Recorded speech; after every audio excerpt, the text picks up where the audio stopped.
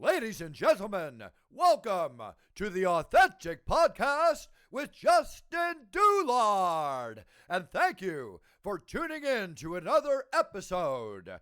It's time!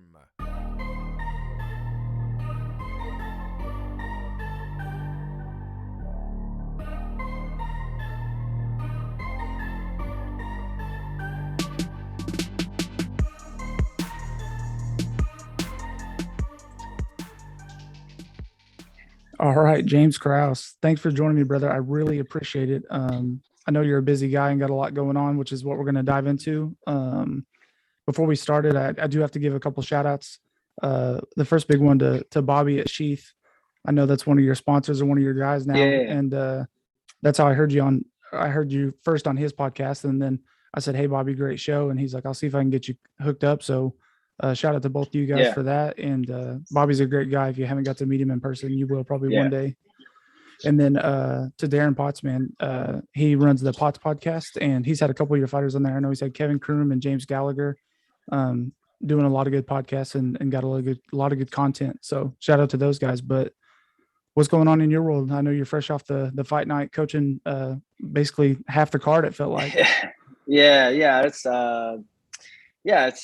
that's kind of what it just seems like.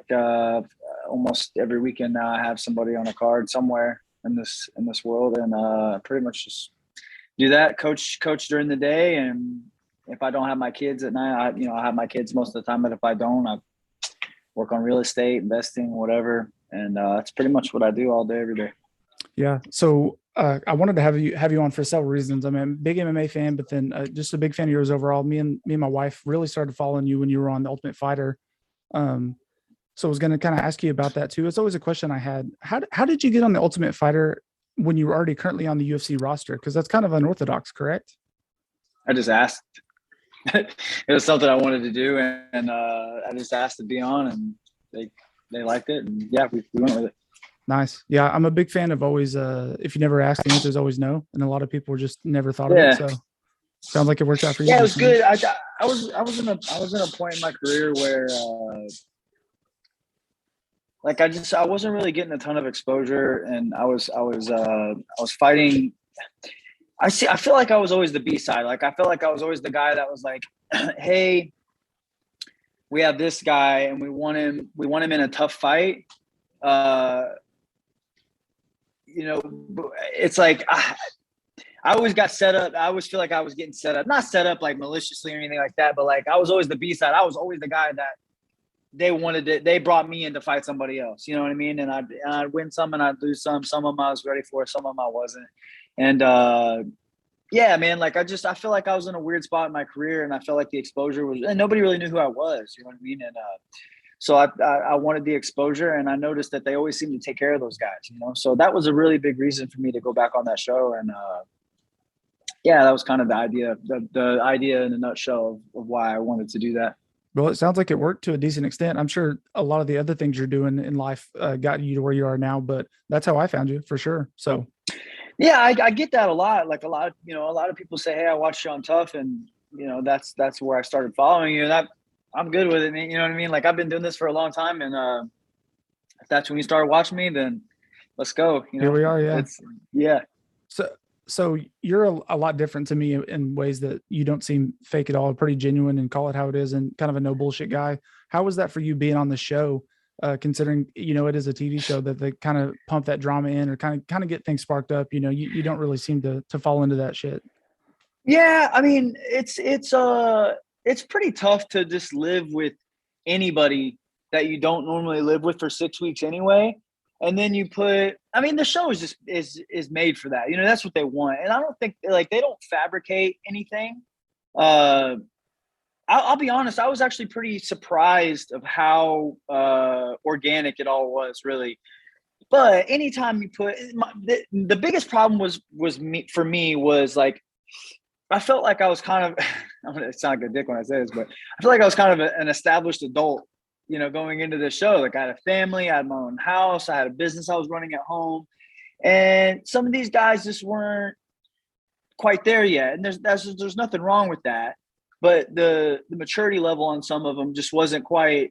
I shouldn't say maturity level. It's not like I don't want to say they're immature, but just how like I don't know if you do this, but I do this all the time where like I look back at like my Facebook memories, it's like 10 years ago, and I was like, God, what a dipshit. You know what I mean? Like, why did I say that? And like I just feel like these guys were just in a different place in their life, whether they be younger or just in different places in their life or whatever, whatever it is.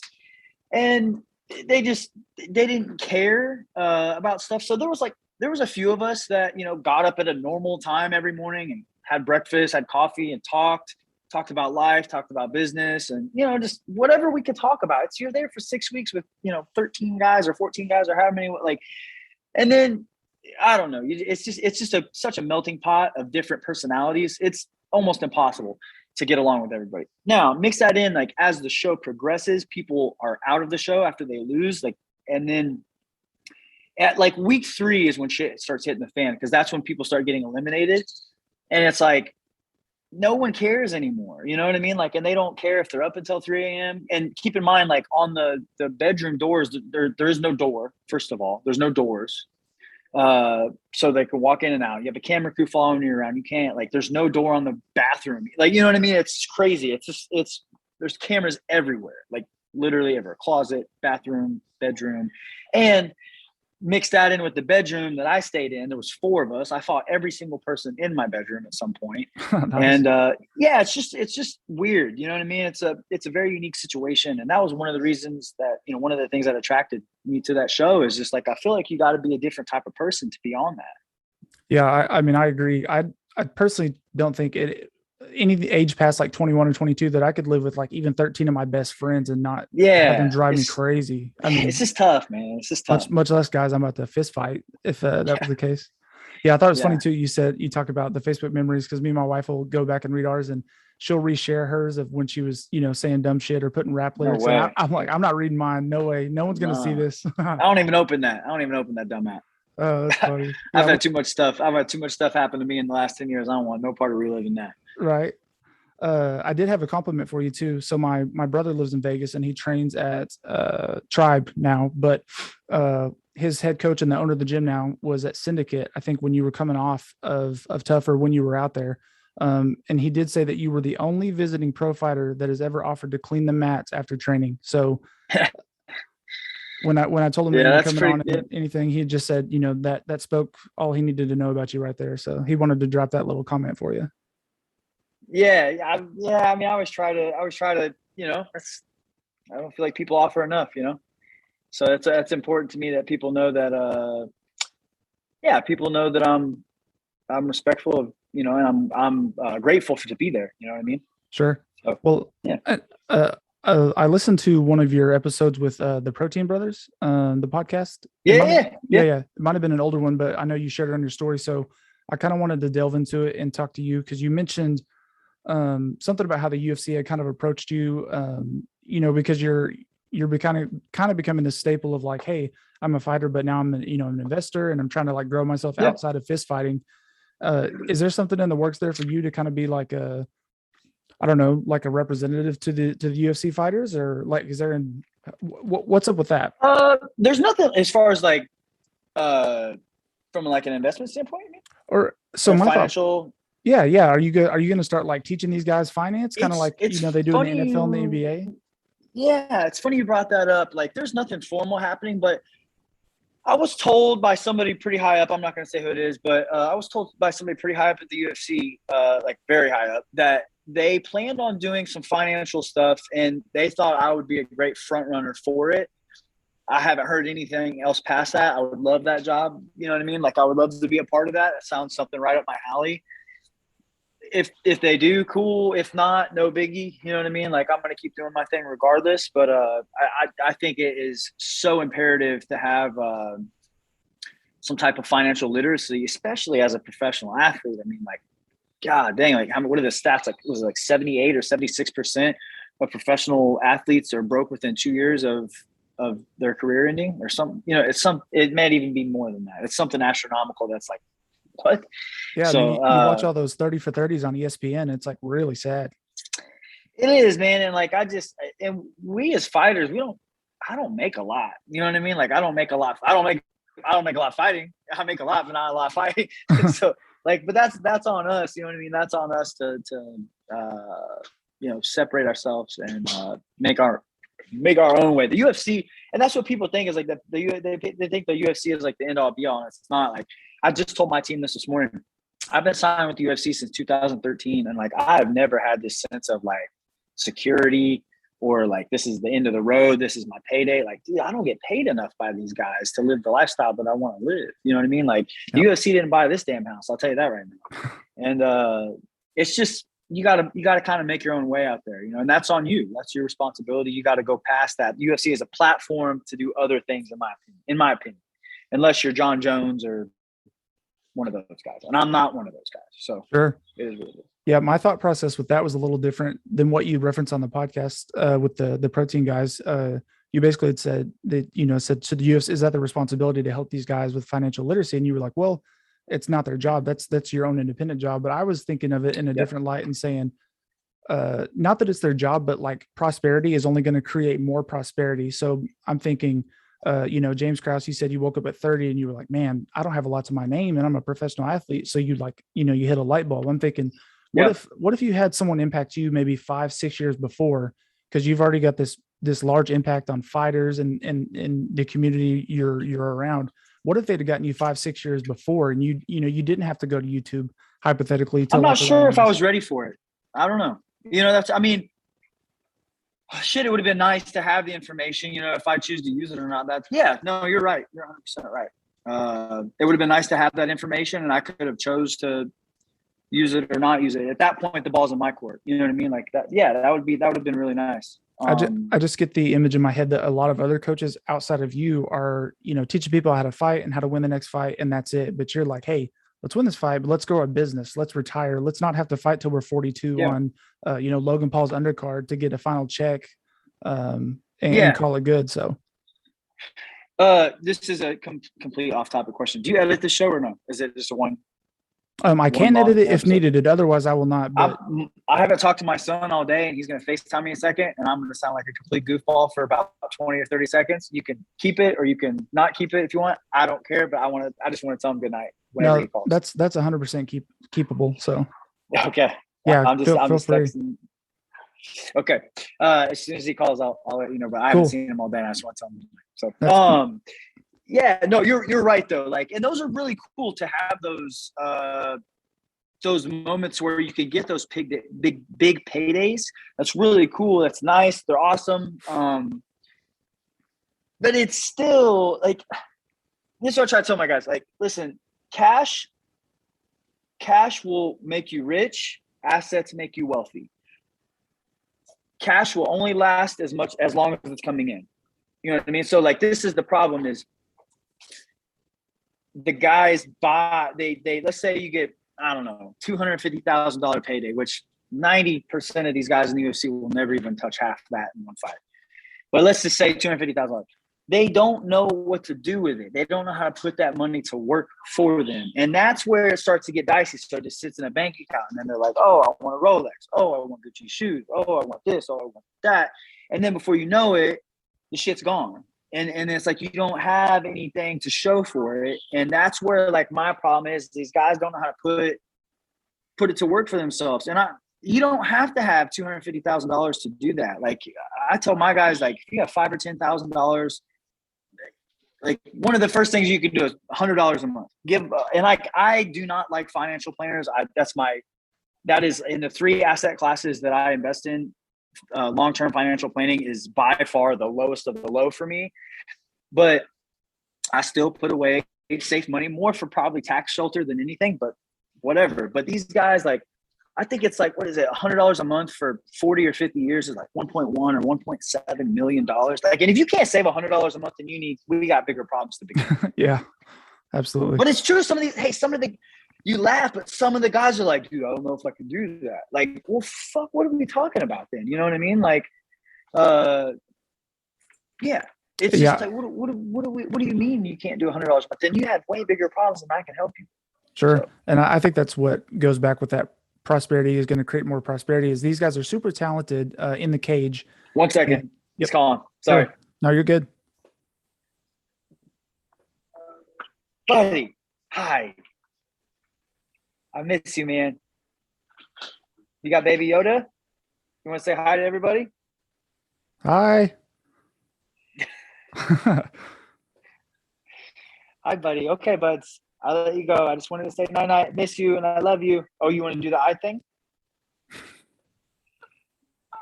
You're so silly, dude. Okay, man. I'll let you go to sleep, okay? I love you. Bye-bye. Thanks.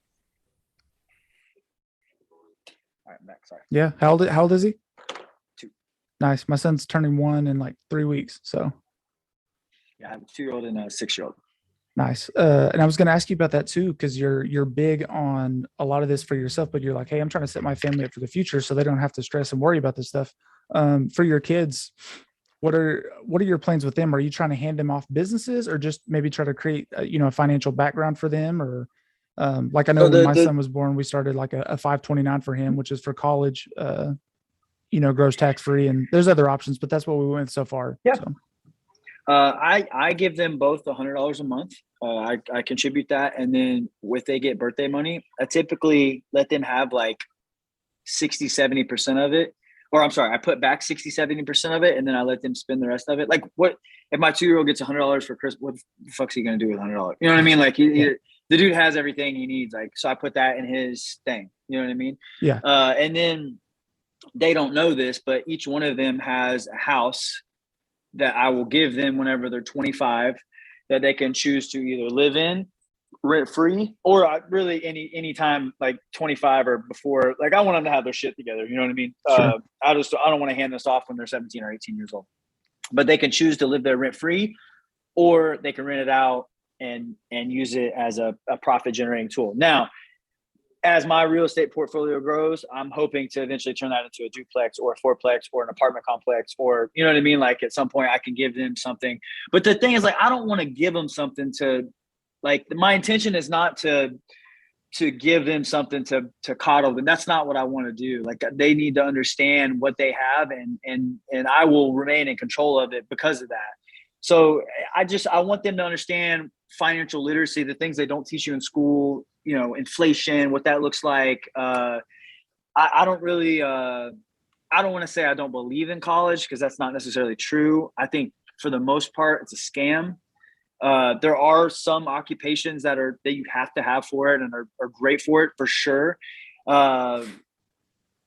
Anyway, I don't want to dive down the rabbit hole, but like, I want them to understand what all this means, and I don't want to just hand them something, like they need to know what it means and what they have, and treat it as a business. My goal is for them to not have to necessarily like go into the workforce. You know what I mean? And like, they can have a business. Like, hey, I'm giving you step 1. If you keep amplifying this, we can really do this better and more. And you really don't have to have a job. Like, I work every day. People ask me all the time. That's the number one thing I get asked from younger fighters. It's like, James, when did you stop working? I said, motherfucker, I work more than anybody you know. What are you talking about?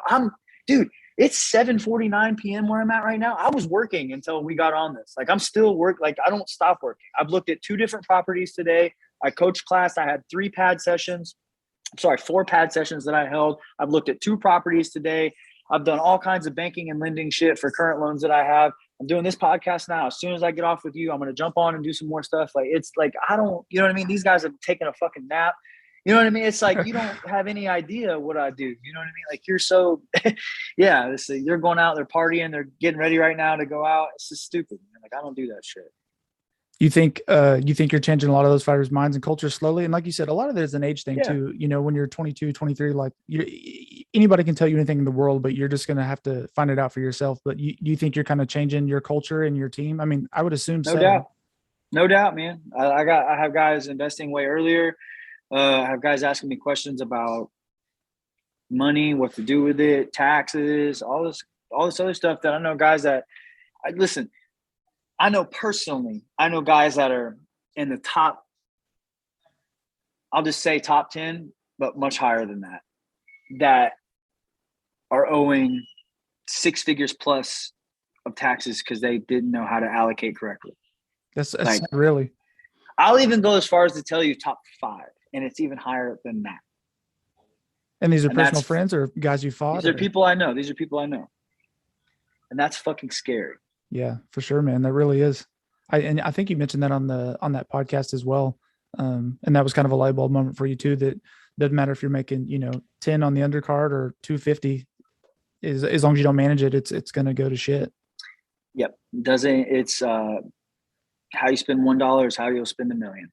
Sure. Tell me a little bit about, or as much as you want to go delve into it, about this MMA On. Am I saying that right? Mm-hmm. Yeah. Tell me about that.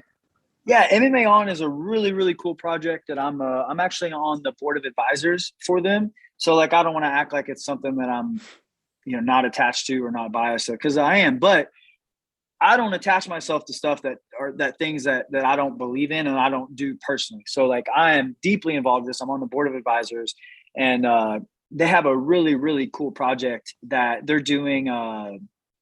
It's obviously a crypto-based thing, but it's so far past that. They have their own wallet that we just dropped the wallet, I believe, like this last Thursday. Mm-hmm. They're about to start doing like betting, where you can bet the actual crypto in fights, like MMA On. If you buy MMA On, you and I can bet against each other using MMA On.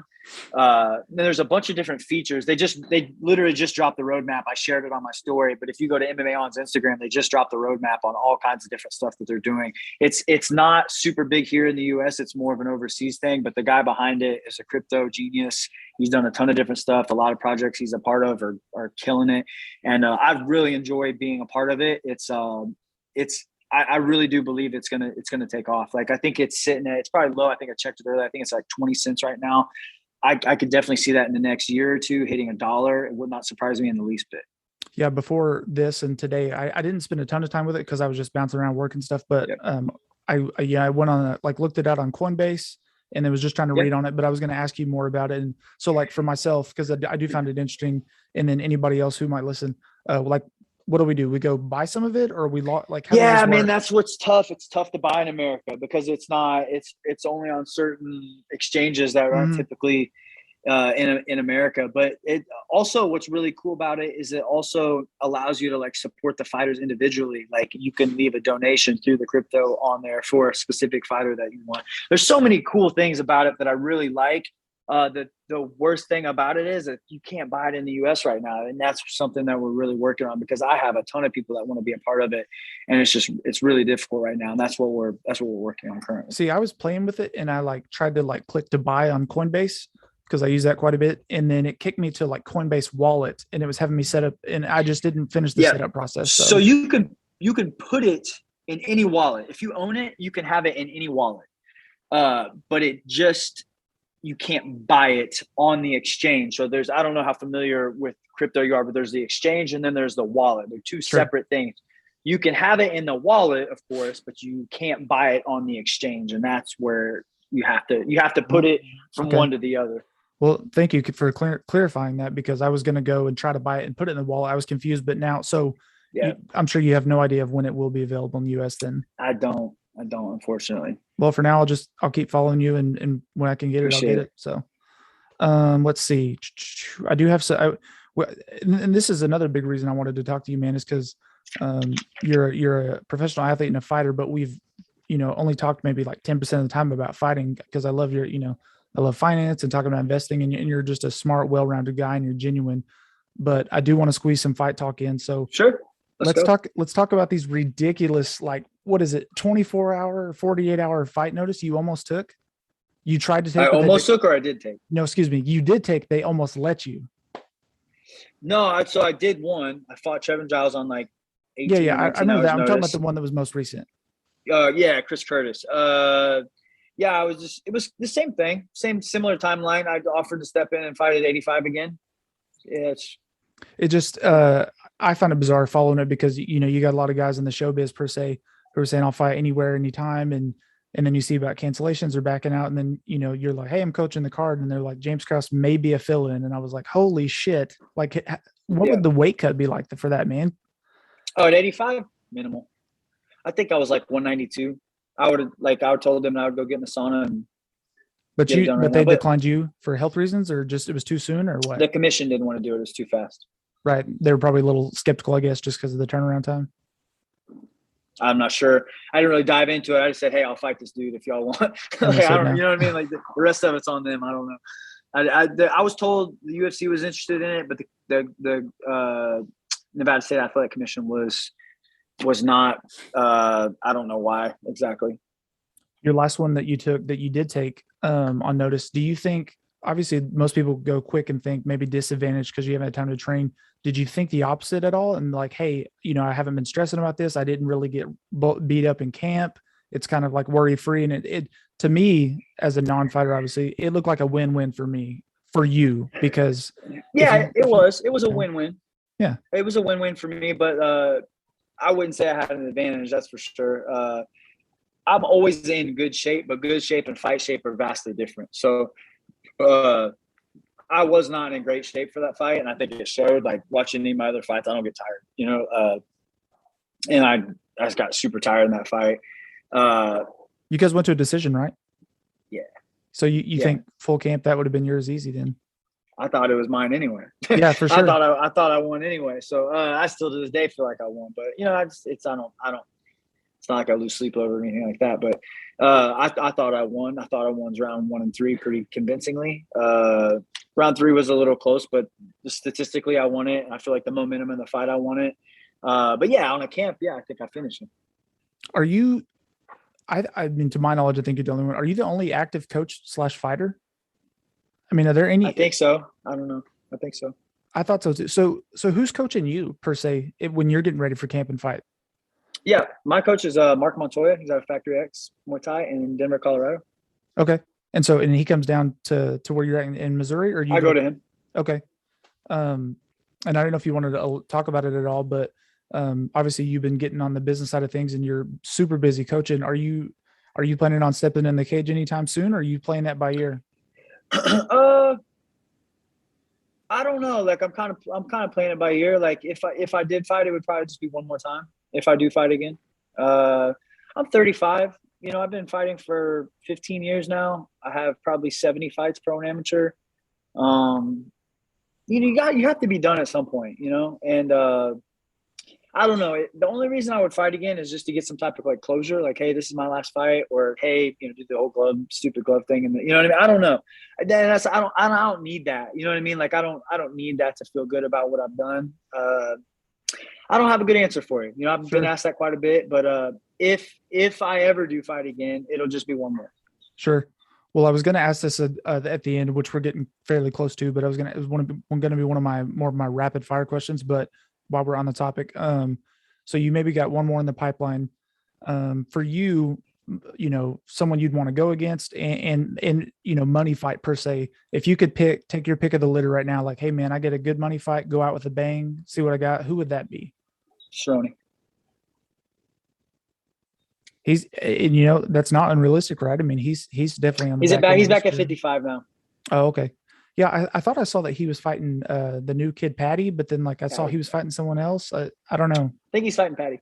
See, I'm only following what the people say on like MMA Junkie, but I thought I saw Patty fighting someone else now, but I don't know. No, I think he's fighting Patty. As far as I know, that's who you taking that one? I think it's a pretty competitive fight. I mean, Cerrone just hasn't looked stellar as of late. But Patty's young and he makes a lot of mistakes, man. I could see Cowboy catching him with a kick or something like that. I could see Patty knocking him out too. So I don't know. That's a tough one. Well, Cowboy also, I think it's like a 5-loss streak, but he took one against Pettis that arguably people thought he won and could have went either way, really. Anthony Pettis before he bounced to the PFL. So, yeah, that definitely could have went. That was close. It happens. Shit happens. He's been around for a long time. He's got a lot of miles on him, man. Yeah, for sure. I was going to ask too, because I'm a big fan of this gentleman, and just see your take as a coach and a fighter and a guy who looks at everything at all angles. Cody Garbrandt, on a pretty decent skid after being so high on the chain, and there's a lot to talk about him. Kind of just lost his chin and not looking good overall. What are your thoughts on that at all, if any? That's a really tough one, man. Like I feel like you got to be in the inner circle of that one to really get a good understanding of what he's going through. You think that could be he's bounced between Cali and Jersey with gyms kind of going back and forth? Do you think that could be like he needs a complete gym change? Do you think it's a gym thing or? No, I mean, no, it's not like he looks bad. He's not looking bad. You know what I Right. mean? Like he's getting clipped. Yeah. But he's not looking bad. He's fast still. He's got speed. I don't know if it's, I mean, his shape seems to be good. He's fast. He's fucking probably has the fastest hands in the division. I don't know if his chin, I don't want to say his chin's gone, but he's been in a lot of fights. And I know he comes up in a boxing background that typically, they've been in a lot of wars in the gym and stuff like that. I don't know, man. Like I said, I feel like you got to be in his inner circle to really know. And it's hard to tell because he's been fighting such an elite group for so long that it's not like he's fighting shit cans. He's fighting really fucking good guys. You know what I mean? So I don't want to I'm not going to disrespect his skills or anything like that. But yeah, he's in a tough spot. If I'm him, I put him against a jiu-jitsu guy or, you know what I mean? Like, yeah, I don't know, like at 25, the Namacento or one of those jiu-jitsu guys that don't have a ton of power. And, I think that'll tell a lot. But when you kind of seen that against a Sensao, he knocked the shit out of a Sensao, like, it's not like he's losing to bad guys. His worst loss is the Kai Kara France, who stylistically matches up with Cody really well. Yeah, we were there for that one. That was my first live event, so that was super cool. Obviously, would like to see Cody win, but sure. Well, yeah, man. I'm gonna go into more of some rapid fire questions because we're about to close out here, and then we can wrap it up. Let's see. Wanted to hear your main and co-main picks for 270. So between the heavies and then the flies. Moreno. Gone, I guess. Yes, that's so. You got Moreno and Figueiredo, and then you got Ngannou and. No, I'm picking Moreno and Cyril Gane. Oh, you're going Moreno, Cyril Gane. Yeah. Okay. Let's see. What would you say what is harder to you, being the fighter or the coach?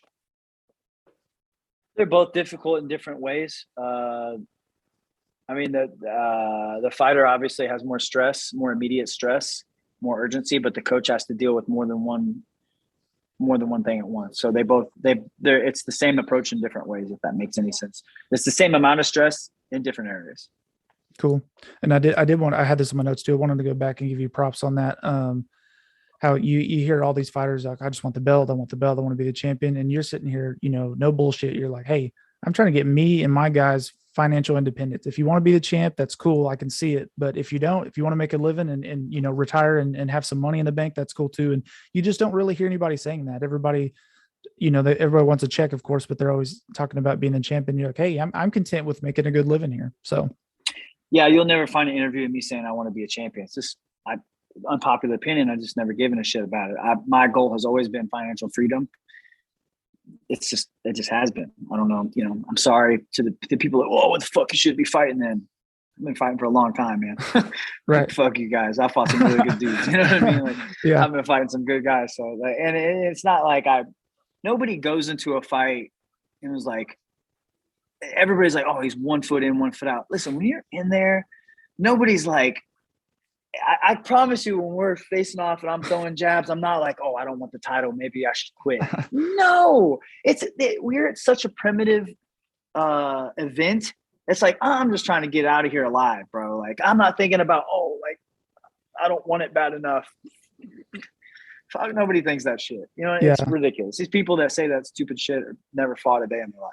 Oh yeah, 100%. I mean, everybody's an armchair quarterback per se, but I thought it was super neat when Gaethje was like, because people say, yeah, man, if you really wanted to close it out, you shouldn't have let it go to the bell. And he's like, yeah, no one wants to go to that bell. Yeah. Like, no, we don't want to stay in there that long. You think we want to go there? Yeah. No, that's terrible. I really do think every fan should go to a live event because it is so much more brutal than on the TV. Like sitting close to the cage, like at some of the smaller events, seeing what it is, it really does open your eyes to how, brutal the sport is. The sounds, like even as a coach, I was just telling somebody this the other day, I was like, I was listening. We were like, corner. I was like, fuck, is that what that sounds like when I'm in there? Like, does that noise that make the same noise when it hits me like that? Because when you're in the fight, you don't hear them. You know what I mean? Like, you don't hear the thuds, and you just don't. And then when you're outside coaching, you're like, oh god damn, is that what that sounds like? Jesus, especially like the bone on bone. just ugly. It's bad. No, I agree. Bad. I mean, we're at the T-Mobile. We were up in the nosebleeds, but I go to some LFA events and some XFN. The lower promotions, and you can sit close for a good amount, and you hear it all, man. I mean, it's crazy. You can even smell it sometimes. The iron in the blood, and I'm telling you, it sounds kind of weird, but if I recommend, if you're a real fight fan, I'm a snob. I can't watch anything past first, second row. I have to be there because I've been in so many. I would rather watch it at home if I'm gonna be way back. But if you can get close enough, pay the money because you'll get a different appreciation for it, of the sounds, of the impact, that you can feel it. You know what I mean? You are immersed within the experience. You're no longer a witness of the experience. You are immersed within it. You can feel it. You can smell it. The word I use is intimate. It becomes very intimate, and your senses take over. You can smell the blood, you can smell the sweat, you can feel the shake from the weight hitting the cage and transfer to the floor. You get a better appreciation for it. Small little details. It's very. No, you're 100% correct. When I went to my most recent one with Bobby up in Vail, Colorado, he had some tickets there because Sheath was a sponsor. Mm-hmm. And like you said, just the little things, because these girls in the cage, and then their whole families are there, and then the winners are going crazy, and then the losers, the girl who lost, they're bawling their eyes out, and they're making sure she's healthy. And then the fighters are coming out and they're giving us high fives, and the cut man's coming over and he's got blood on him. You can see it on his face.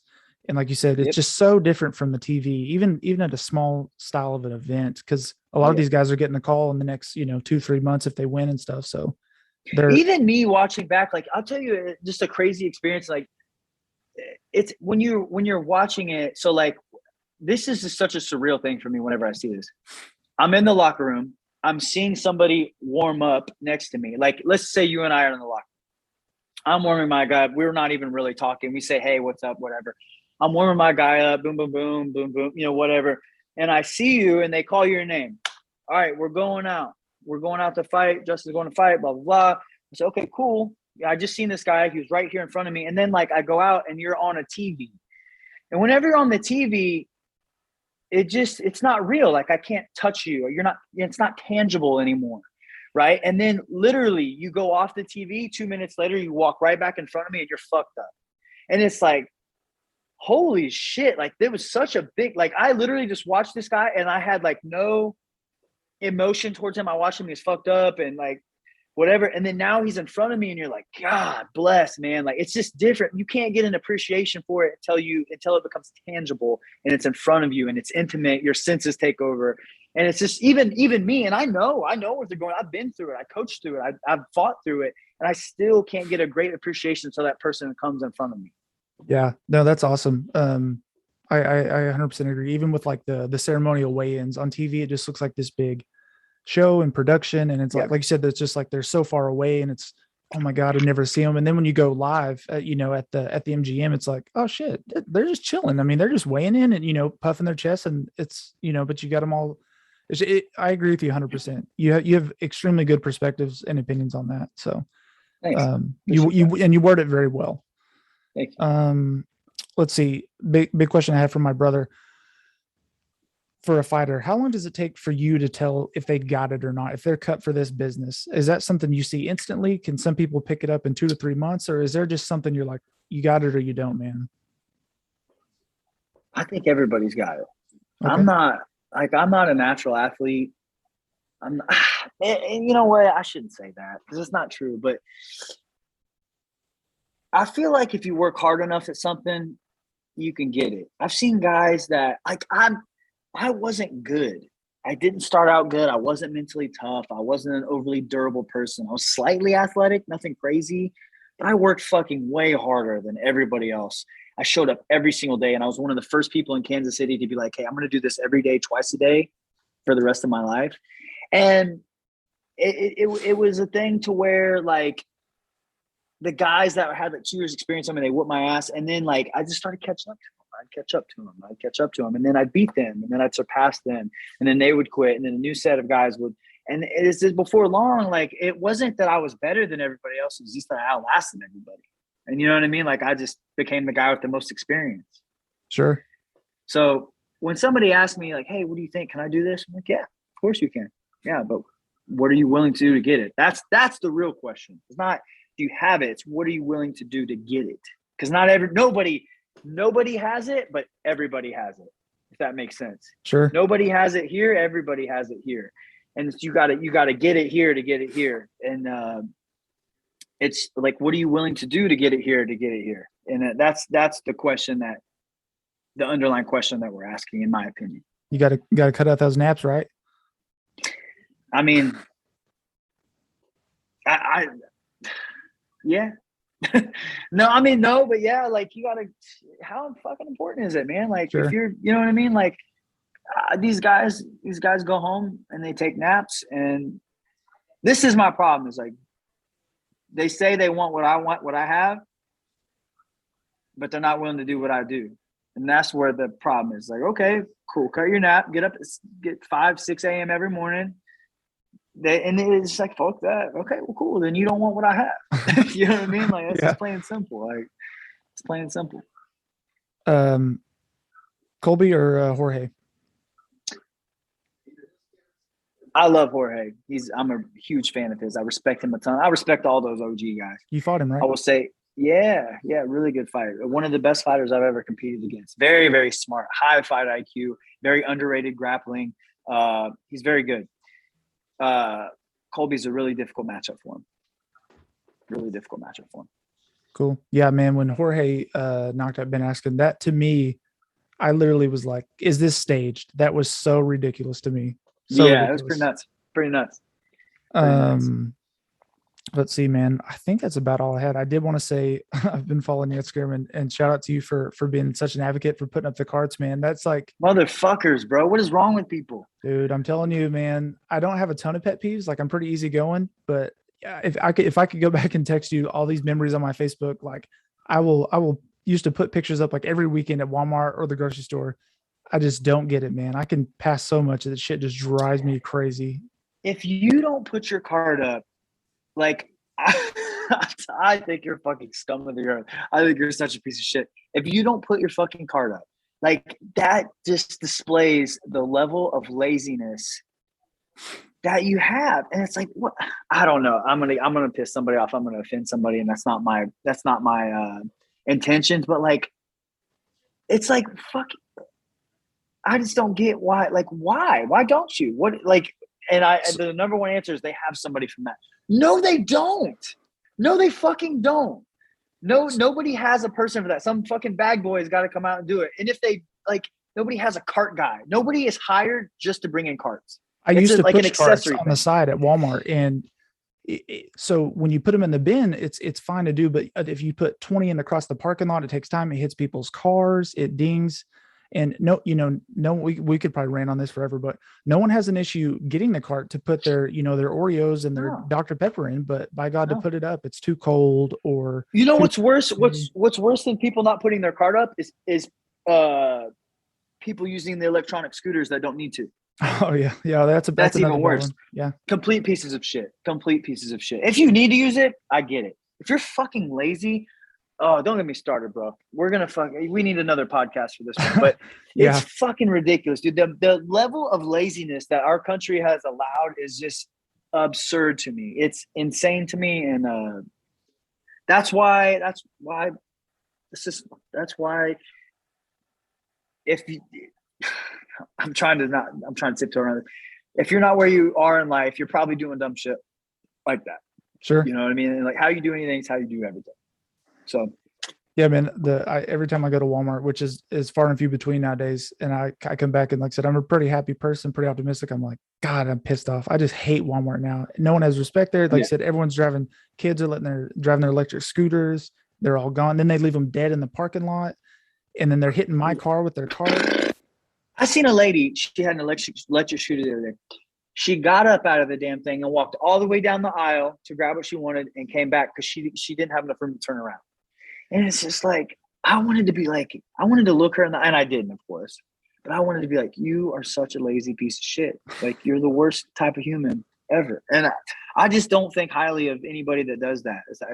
Maybe I'm a piece of shit for thinking that, but no, not at all. I don't care. It's just so weird to me, man. I don't get it. I'm not going to do it. I would love to, just to prove to my people that because everyone knows me like you do. You're getting tagged in all these cart stories. People know me like that. My friends, like when there's a meme or when I reshare it, they laugh or they'll be like, tag me in this little cart things. Like basically if you don't put it up, you're a scumbag, and they'll always tag me in it. I want to just clip this last 5 minutes to put on there be like, just show it. But I'll do it. Send that shit. And that's not even clickbait. That's just going to be like, James Krause agrees. If you don't put your card up, you're a shitbag. If you don't put your card up at the grocery store, you are the lowest piece of shit on this planet. 100% agree. 100% agree. I saw that and I was like, oh man, this is my guy. You went from like already high on my list to just my freaking hero, dude. No, good chat, James, dude. I really appreciate it. Like I said, shout out to Bobby for getting us connected.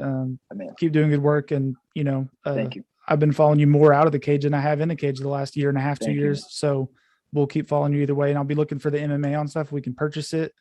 Anything else you want to close out with? No, man, I appreciate you having me, bro. I had a blast. Yeah. Put your fucking card up, right? Put your fucking card up. Such a piece of shit if you don't. Hey, dude, good luck. Keep pounding away. And I appreciate you once again. Thanks, bro. Appreciate it, man.